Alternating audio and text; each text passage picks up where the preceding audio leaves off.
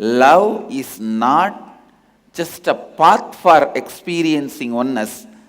After experiencing the oneness, the utility value of life itself is love. If you start practicing love now,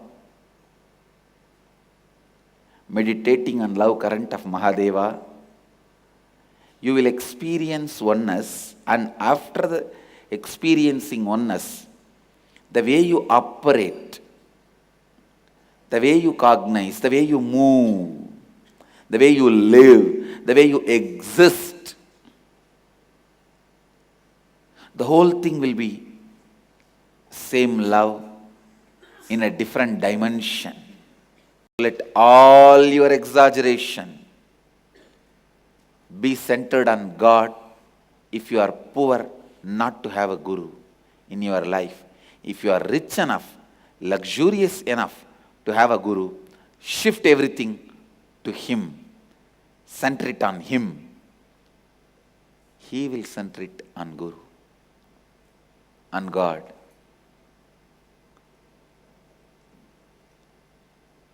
If you shift all your exaggeration towards his statement, statement will shift it towards his state.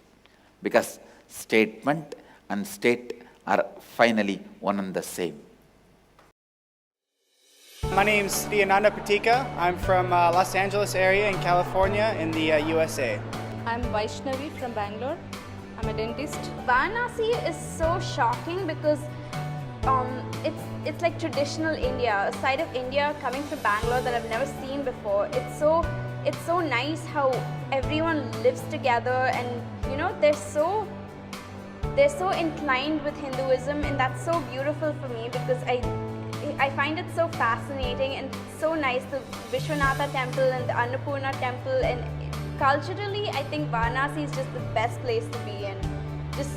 And to go through inner awakening in Varanasi is like the ultimate, because you know you're in the land of Kala Bhairava, so it was great.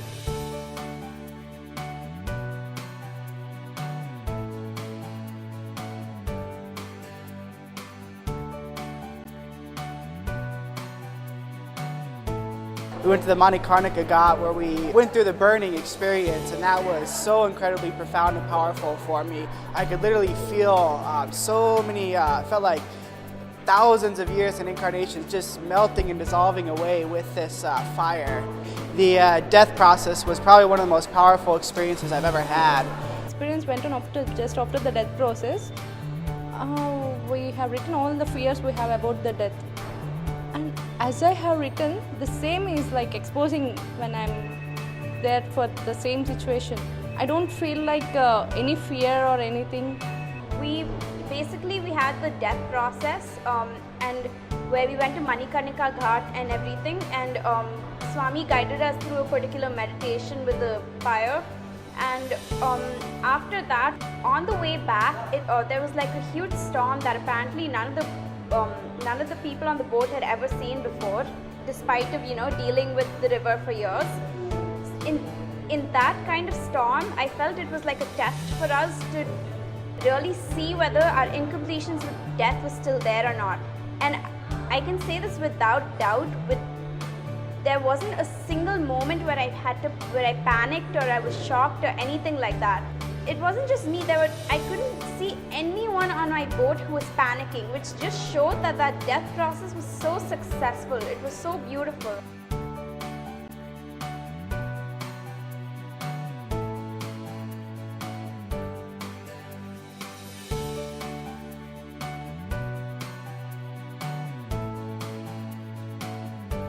The Ganga Arati was amazing, and even the storm that happened right after the Ganga weather was so perfect the entire time. And the second the Ganga Arati ended, on the way back, the huge storm came, lightning, thunder, rain, the whole 9 yards.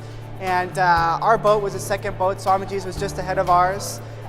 Just like Swami's, the waters were really turbulent. We kept spinning, kind of crashed into one of the ghats, but the whole experience was completely calm. I didn't have any fear. I knew Swami's there, but being in the land of Kala Bhairava, there was just a complete calmness to the whole situation. I actually enjoyed the rain. It was really nice and cooling. So I was like, okay, first we die and burn, and now I'm getting a fresh bath, so this is great. So it was a really intense but incredibly peaceful experience. Kashi Vishwanatha was absolutely incredible.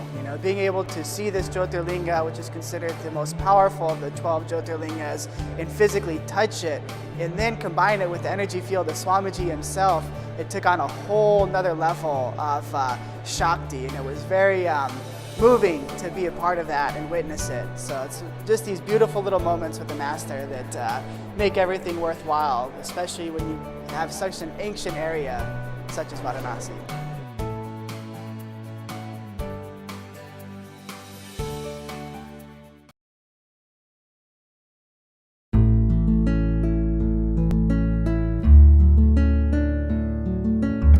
See, just giving an example, like we always think that, see, we are the flute, and we think that whatever the beautiful music comes out and all that is all because of the flute only. But it is not just because of the flute. Flute is just an instrument. The air which blows through the flute and then makes the things happen is what is the real thing. So when we think the flute only does everything, the flute only is this, the flute is only that, then nothing will happen in your life. But when you always exaggerate based on the Guru, when we tell it is the air only which makes all these beautiful happenings in my life, then naturally more and more love towards the Master and love towards everybody will flower in you. Swamiji told, when there is a flood, you can't see the small rocks lying down like incompletions. So when there is too much of devotion, you only see the flow of Swamiji. You only see the flow of Guru, not any other incompletion or anything else, is what I feel. I want to share one of my experience.